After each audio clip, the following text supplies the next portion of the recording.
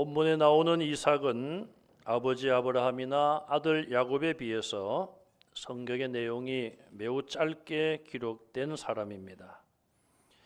이삭에게는 아버지 아브라함과 같은 믿음의 승리도 적고 아들 야곱에게 나타난 허물도 별로 나타나 있지 않는 것 같습니다.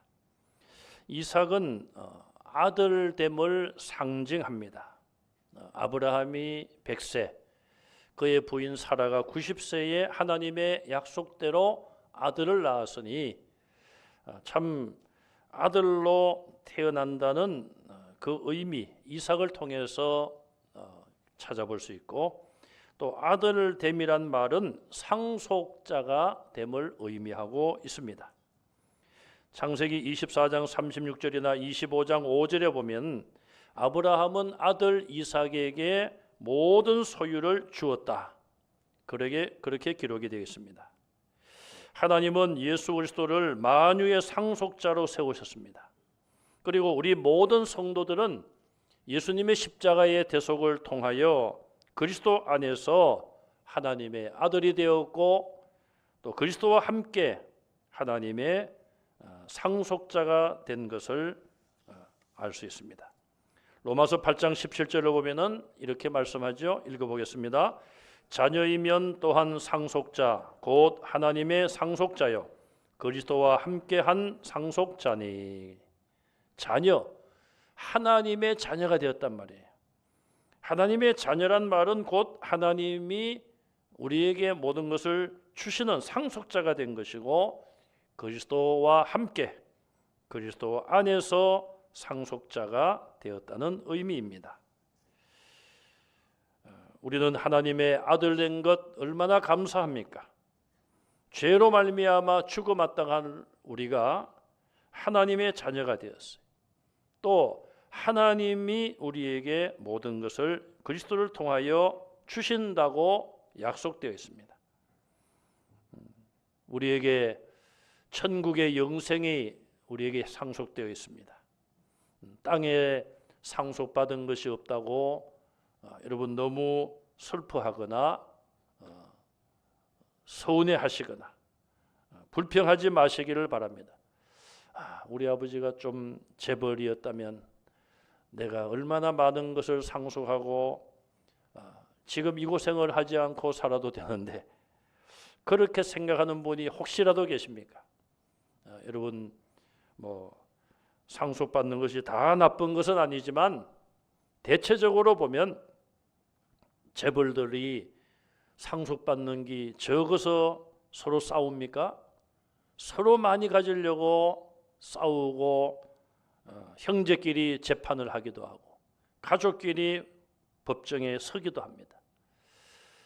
우리가 이 땅에 상속받은 것이 적고 혹은 없다 할지라도 하나님 나라의 영원한 세계, 천국을 상속받은 것에 대하여 감사하시기를 바랍니다.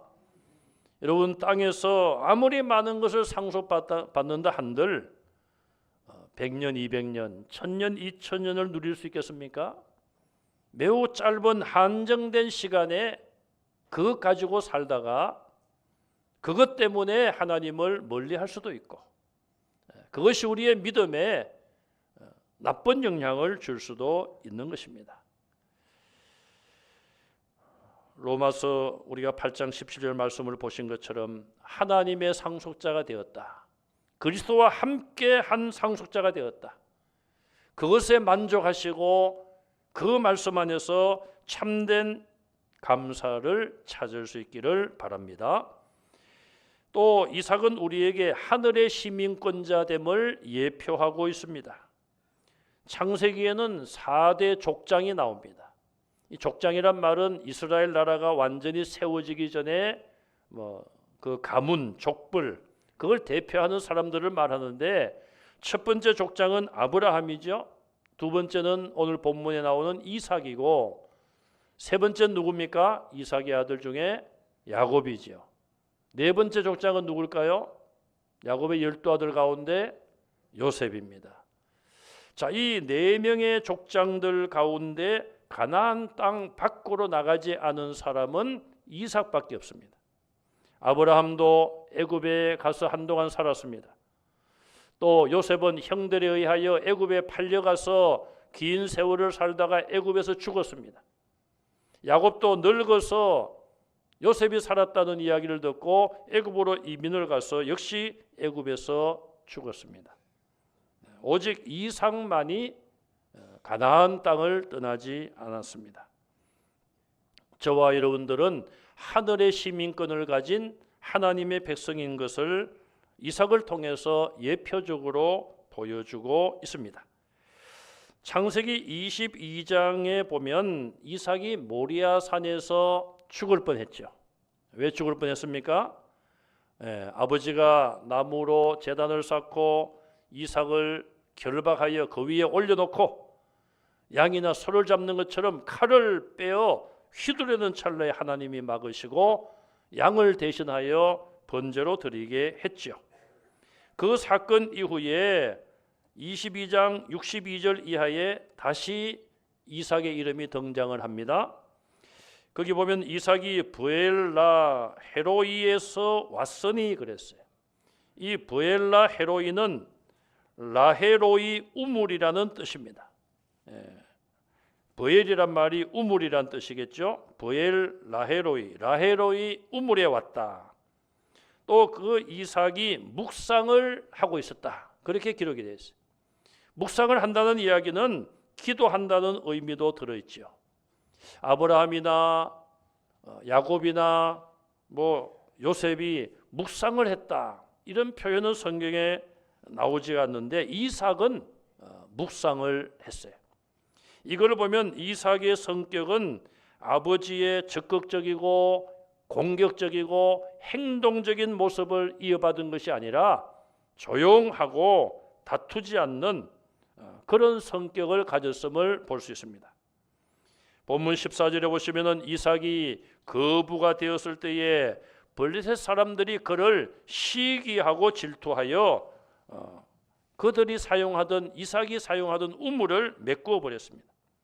또 아비멜렉이라는 사람은 이삭에게 와서 당신이 거부가 되었으니 우리보다 번성했으니 이곳을 떠나라 압박을 해서 이삭은 조용히 싸우지 않고 그곳을 떠납니다. 그랄 골짜기에 가서 장막을 치고 거류하게 되는데 아브라함이 팠던 우물, 블레셋 사람들이 메웠던 그 우물을 다시 팠습니다. 그리고 샘의 근원을 얻었어요. 물줄기를 발견했다는 말입니다. 그런데 20절에 보면은 이번에는 그랄의 목자들이 와서 또 시비를 겁니다. 그 우물은 우리 것이다. 다툼을 청했지만 이삭은 그곳을 피하여 또 다른 곳에 우물을 팠습니다. 21절에 보시면 또 다투자 22절에 또 옮겨가서 우물을 팠습니다. 오늘 본문을 전후하여 보면은 이삭이 우물을 팠단 말이 5번 정도가 반복되어 나오고 있습니다. 여러분, 우물을 파는 것이 얼마나 어려운 일입니까? 우리나라도 수도가 생기기 전에는 다 땅을 파고 지하수에 우물을 샘물을 먹었습니다. 5m, 10m, 그래도 물이 안 나오면 20m, 30m 깊이 파고 그곳에서 이제 우물을 찾아내어 그 물을 마시지 않았습니까? 굉장히 힘든 일입니다. 그런데 우물을 실컷 팠는데 그 지역 사람들이 와서 그것을 뺏으려고 다툴 때에 얼마나 억울하고 화가 나겠습니까? 그럼에도 불구하고 이삭은 다툼이 일어날 것을 피하여 그때마다 다른 장소로 가서 또 우물을 팠음을 보게 됩니다. 이삭의 이런 모습은 오늘날 우리 성도들이 이 땅에서 억울함을 당하고 고난을 당할 때에 어떻게 대해야 될지 교훈하고 있습니다. 베드로전서 2장 19절 말씀을 우리가 같이 읽어보겠습니다. 부당하게 고난을 받아도 하나님을 생각함으로 슬픔을 참으면 이는 아름다우나 20절입니다. 죄가 있어 매를 맞고 참으면 무슨 칭찬이 있으리요. 그러나 선을 행함으로 고난을 받고 참으면 이는 하나님 앞에 아름다우니라. 부당하게 고난을 당하고 또 선을 행하는데 고난을 당할 수 있어요. 그럴 때에 참으면 하나님이 칭찬하시고 하나님 앞에 아름답다, 그렇게 말씀하고 있어요. 성도들이 이렇게 살라는 것이죠. 자, 23절을 같이 읽어보겠습니다. 욕을 당하시되 맞대지 욕하지 아니하시고 고난을 당하시되 위협하지 아니하시고 오직 공의로 심판하시는 이에게 부탁하시며. 자, 누가 이렇게 했다는 겁니까? 예수님께서. 예수님이 십자가에서 욕을 당하시고 고난을 당하시고 주먹으로 맞으시고 침뱉음을 당하고 온갖 조롱과 수욕을 다 당하시고 피 흘려 죽기까지 억울한 죽음을 당하셨지만 맞대어 욕하지 않으시고 위협하지도 아니했습니다. 주님은 십자가에서라도 당장 천군 천사들을 동원하여 자기를 십자가에 못 박는 자, 못 박으라고 외친 무리들을 다 멸하실 수가 있었지만 그렇게 되면 우리가 구원받을 길이 사라지고 마는 것 아니겠습니까? 그래서 예수님은 끝까지 참으시고 싸우지 않고 묵묵히 도수장에 끌려가는 양과 같이 조용히 그 십자가의 죽음을 받아들이셨습니다. 이삭의 이런 모습을 통하여 우리는 예수님의 그림자를 찾아볼 수도 있는 것임을 보게 됩니다. 이삭은 이처럼 매우 사랑을 좋아했고 평화를 사랑한 사람이에요. 싸움을 피하고 인내하며 양보했습니다. 그렇게 할 때에 나중에 열매가 맺혀졌습니다. 26절 이하에 가서 보시면은 이삭을 쫓아냈던 아비멜렉이 아후삭과 군대장관 비골을 데리고 이삭을 찾아옵니다. 그러면서 이삭이 아니 어쩐 일입니까? 그랬더니 아비멜렉이 하는 말이 28절에 여호와께서 너와 함께 계심을 우리가 분명히 보았다. 하나님을 안 믿는 이방 사람이 하나님을 섬기는 이삭, 그가 시기하여 이웃에서 쫓아냈던 이 이삭에게 찾아와서 하나님이 너와 함께하는 것을 우리가 분명히 보았다, 이런 고백을 한다는 것은 놀라운 일이 아닐 수가 없습니다.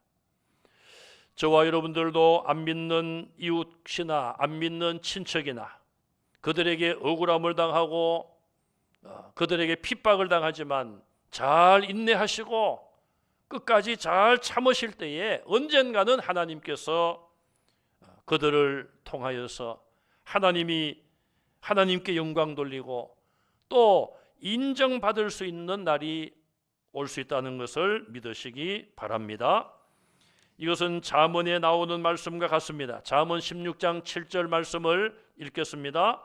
사람의 행위가 여호와를 기쁘시게 하면 그 사람의 원수라도 그와 더불어 화목하게 하시느니라. 사람의 행위가 여호와를 기쁘시게 하면 이웃과의 관계에서 다투지 아니하고 피하고 양보하고 그것이 이웃에게도 선을 행하는 것이지만 하나님을 기쁘시게 하는 행위가 아니겠습니까? 하나님을 기쁘시게 하면 그 사람의 원수라도 그와 더불어 화목하게 하신다. 하나님께서 아비멜렉의 마음을 움직여 주셔서 이삭에게 와서 평화를 요청하고 평화의 조약을 맺게 하는 그런 열매를 하나님이 주셨습니다. 이런 놀라운 역사들이 여러분 삶 가운데서도 나타나시기를 간절히 바랍니다. 자, 이처럼 이삭은 굉장히 평화를 사랑하고 싸움을 멀리한 사람이에요. 또 열심히 우물을 파고 성실하게 일한 사람임을 볼 수 있습니다. 그럼에도 불구하고 이삭에게도 실수와 잘못이 있었습니다. 26장 1절에 보시면은 이삭은 가나안 땅에 흉년이 들자 애굽으로 내려가려고 시도를 합니다. 그랄까지 갑니다. 블레셋 왕 아비멜렉에게 간 거예요. 그때 하나님께서 이삭에게 나타나서 애굽으로 내려가지 말라 명령하시고 이삭의 발걸음을 멈추게 하셨습니다. 그러면서 3절에 이 땅에 거류하면 내가 너와 함께하고 복을 주며 아브라함에게 맹세한 것을 언약을 이루게 하리라. 이삭은 그 말씀에 순종하여 그랄에 있었습니다. 그랄에 잠시 있다가 떠나야 되는데 상당 기간 있었어요. 결국 그가 그랄에 살 때에 그 대가로 그는 범죄를 하고 맙니다. 그랄에서의 실패는 무엇입니까? 자기 아내 리브가가 미모가 뛰어나기 때문에 자기를 죽이고 자기 아내를 빼앗아 갈까 봐 자기 아내를 누이라고 거짓말을 하게 됩니다. 여러분 어디서 막 들은 이야기 같죠? 바로 이삭의 아버지 아브라함도 과거에 똑같은 그런 행동을 했습니다. 그래서 우리 부모님은 자녀들 앞에서 언행을 조심해야 됩니다.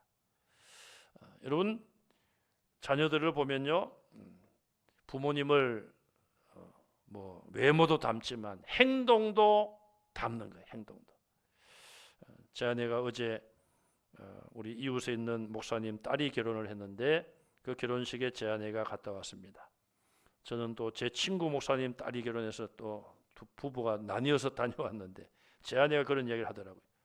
목사님 딸 행동하는 걸 보니까 신부를 말합니다.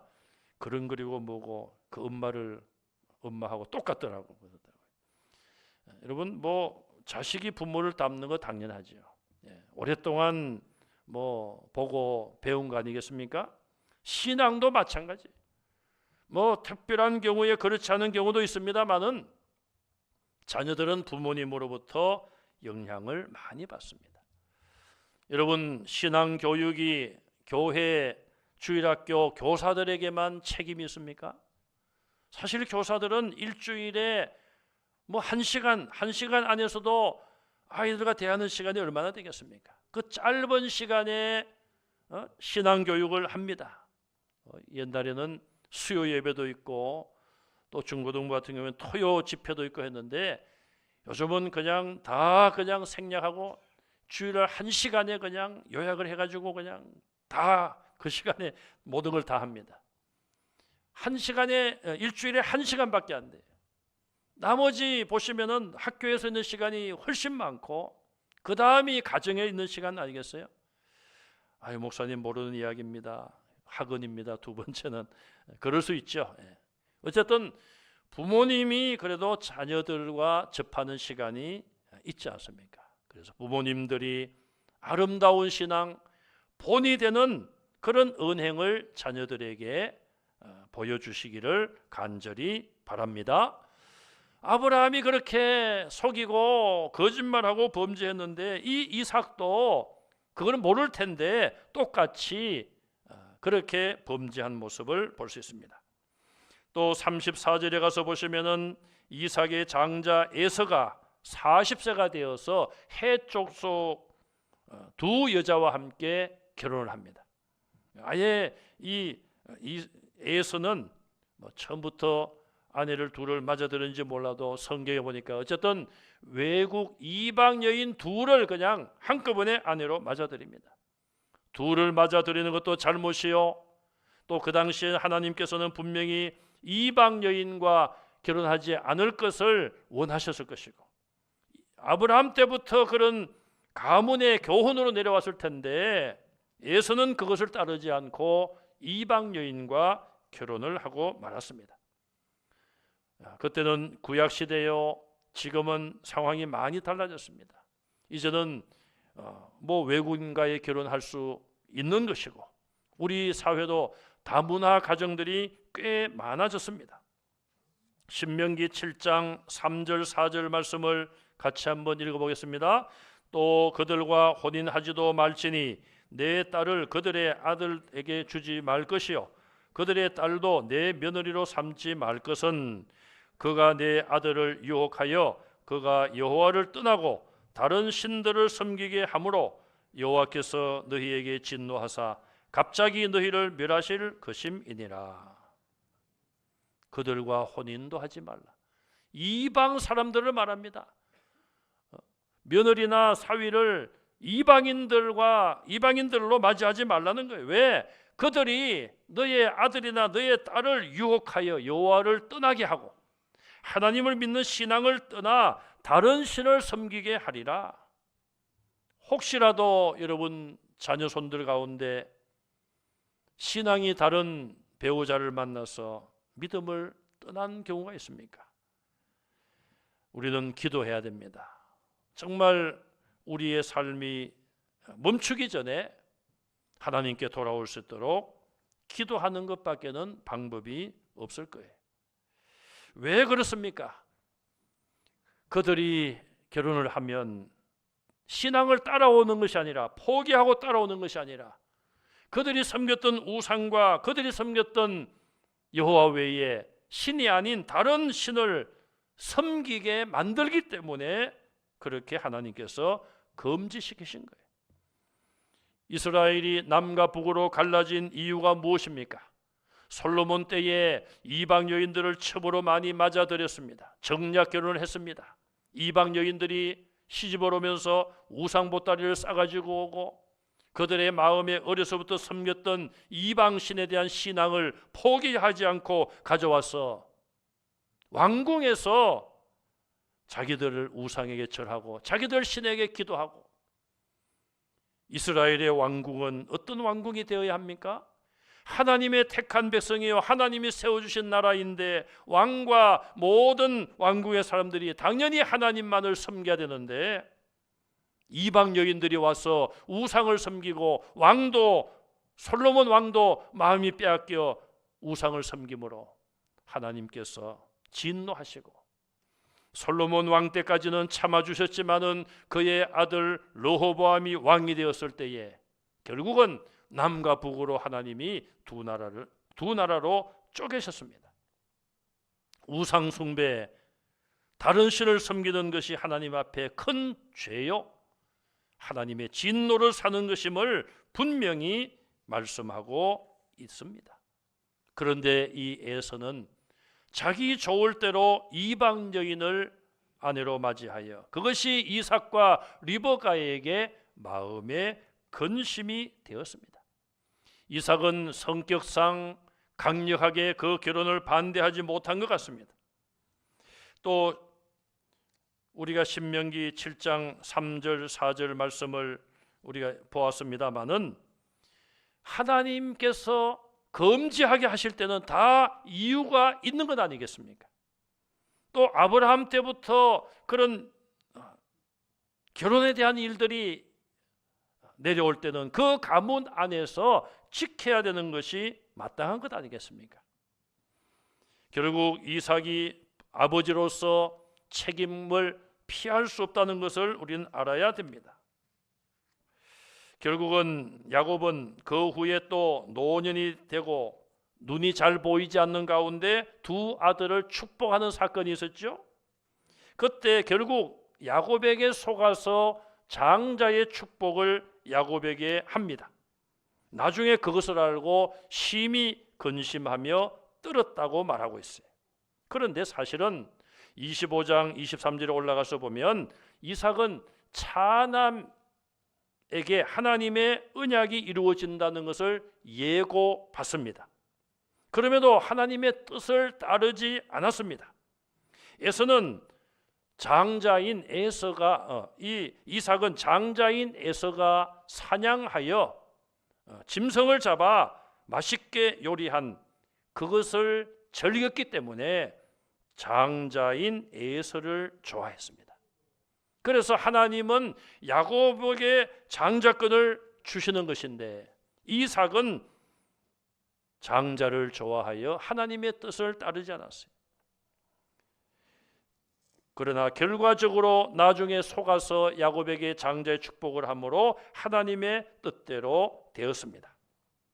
자, 이런 여러 가지 사건들을 통하여 이삭이 실수하고 잘못한 것이 있었습니다. 그럼에도 불구하고 하나님의 구원의 언약은 아브라함에게서 이삭으로, 이삭에게서 야곱으로 이어졌습니다. 그 이유가 무엇일까요? 히브리서 10장 23절 말씀을 우리가 같이 읽겠습니다. 또 약속하신 이는 믿으시니 우리가 믿는 도리의 소망을 움직이지 말며 굳게 잡고. 약속하신 하나님은 믿으신 분이에요. 우리가 믿고 신뢰할 분이라 이 말이에요. 그래서 여호와 하나님은 아브라함에게 약속을 하셨고 그 아브라함과의 언약을 지키기 위하여 비록 이삭도 야곱도 실수투성이인 연약한 존재이지만 하나님은 아브라함과의 약속을 지키기 위하여 이삭에게 그 언약을 이어가셨음을 보게 됩니다. 하나님은 우리에게 언약을 주시는 하나님이시고 그 언약을 지키는 믿으신 신실한 하나님이심을 믿으시기 바랍니다. 하나님이 우리에게 주신 언약, 약속, 저는 크게 두 가지가 있다고 봅니다. 첫째는 기도 응답의 약속이에요. 너희가 내 이름으로 구하라 주신다고 주님께서 말씀했어요. 여러분 믿음으로 그 말씀을 붙잡고 믿음으로 간구하여 응답받으시기를 바랍니다. 두 번째 약속은 아직 이루어지지 않고 있죠. 예수님의 재림의 약속입니다. 예수님이 땅에 다시 오셔서 심판하시고 그때 죽은 자들이 다 부활하고 살아있던 자들은 영생할 몸으로 변화하여 하나님 나라에 올라가 영생을 누린다는 이 마지막 약속이 남아 있습니다. 이 약속도 믿으신 하나님이 반드시 이루실 것을 믿으시기 바랍니다. 이삭의 노후의 모습은 더욱 실망적이었습니다. 이삭이 140세가 되었습니다. 앞서 말씀드린 것처럼 그는 갑자기 죽을 것이라는 생각에 두 아들에게 축복을 하는 마지막 영적인 행동을 준비했습니다. 그러나 그것이 마지막이 아니었죠. 이삭은 그런 과정에서 앞서 말씀드린 것처럼 하나님의 뜻에 순종하거나 하나님의 인도를 구하는 대신에 사냥으로 잡은 고기로 만든 별미 요리에 마음을 빼앗기고 말았습니다. 결국 그런 과정을 통하여 자기 아내와 자기 아들이 아버지와 남편을 속이는 거짓된 그런 일을 통하여 장자의 축복권을 빼앗아 갔습니다. 사람은 무엇으로 심든지 그대로 거둘 수밖에 없는 것이죠. 이삭이 그런 하나님의 뜻을 따르지 않는 선택을 하자 그의 아내 리브가와 차남 야곱도 결국은 육체를 따라 인간의 생각으로 거짓된 행동으로 남편과 아버지를 속였던 것입니다. 자, 그러면 거기서 이제 이삭이 그런 일을 한 이후에 이삭이라는 이름이 성경에서 사라지고 맙니다. 창세기 28장 1절에 이삭이 야곱에게 마지막으로 하는 말이 너는 가나안 여인을 아내로 맞이하지 말라. 외삼촌 집에 가서 그 딸 중에서 아내를 맞으라. 그렇게 이야기를 합니다. 그리고는 40년 세월이 흘렀습니다. 140의 그런 일을 하고 40년 세월이 흘렀는데 그 이삭의 40년은 성경에 기록되지 않았습니다.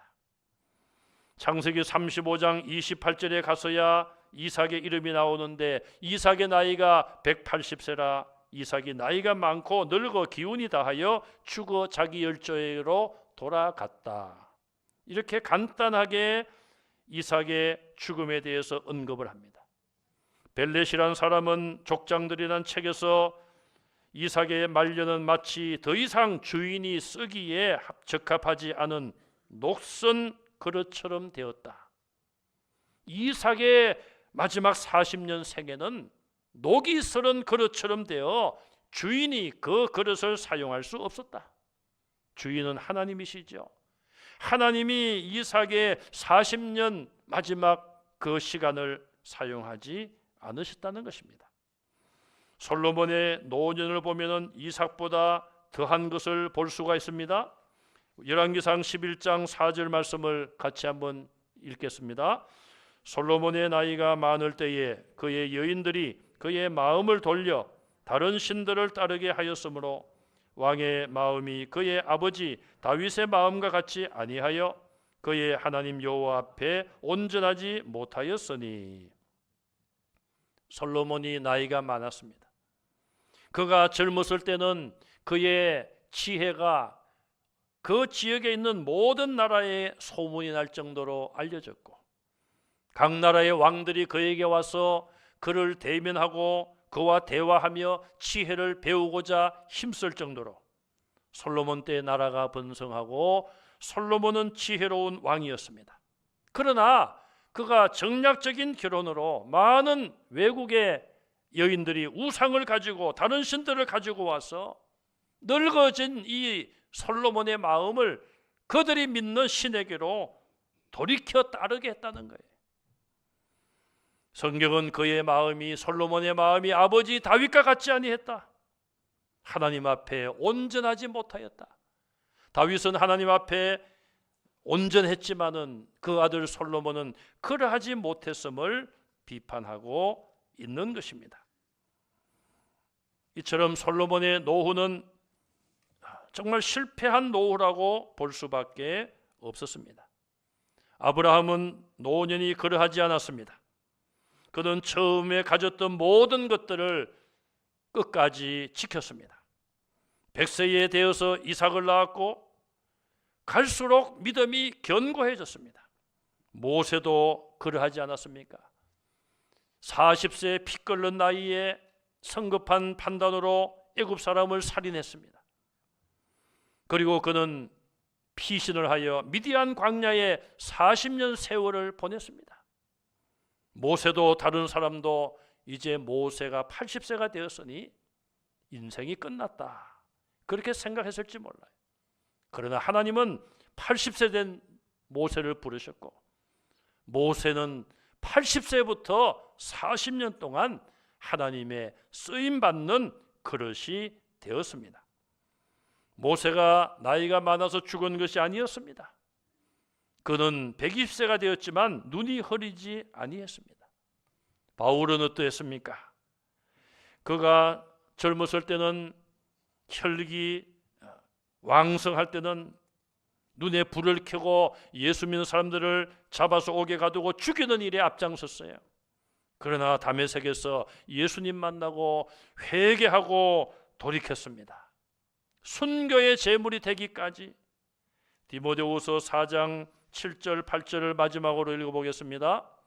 나는 선한 싸움을 싸우고 나의 달려갈 길을 마치고 믿음을 지켰으니 이제 후로는 나를 위하여 의의 면류관이 예비되었으므로.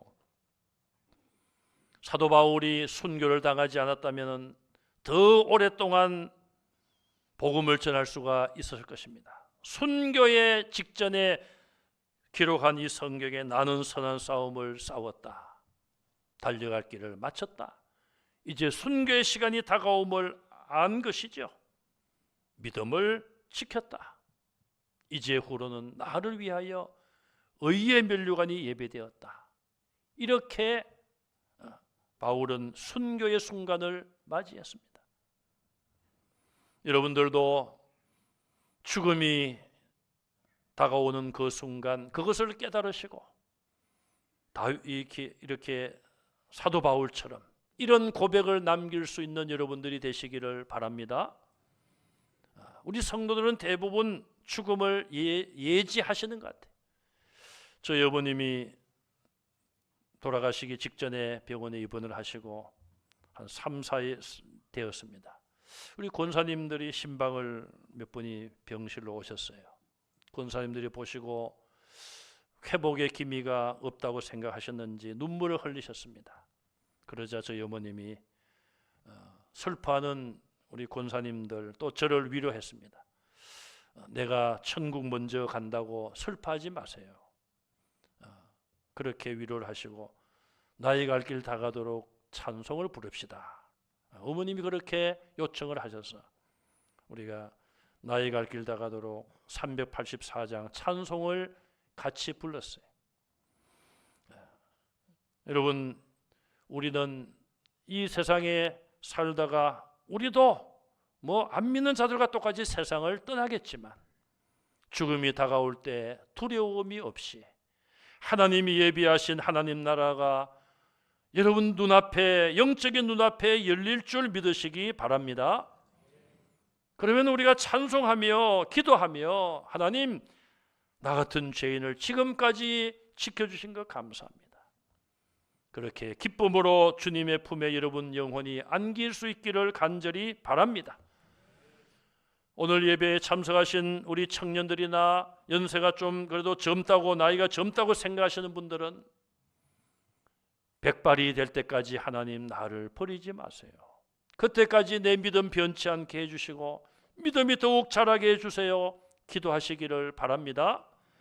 또 이미 70, 80이 넘어가신 분들은 하나님, 내 인생의 마지막이 녹슨 그릇이 되지 말게 하시고 하나님이 끝까지 사용하는 깨끗한 그릇이 되게 해 주십시오. 그렇게 기도하시고 기도하신 대로 쓰임받는 삶이 되시기를 주님의 이름으로 축원합니다. 아멘. 기도하겠습니다. 하나님 아버지, 감사합니다. 우리를 하나님의 자녀로 선택하시고 불러주신 것 감사를 드립니다. 주님 부르실 그날까지 우리의 믿음 지키게 하시고 변함없이 하나님을 사랑하게 하시고 우리의 믿음이 더욱 장성한 분량이 되어 예수 그리스도의 분량에 이를 수 있도록 도와주시옵소서. 연로하신 어르신들 남은 생애를 하나님께서 복 주시고 하늘의 평강으로 함께하여 주시고 육신적인 고통도 덜게 하여 주시옵소서. 예수님 이름으로 간절히 기도하옵나이다. 아멘.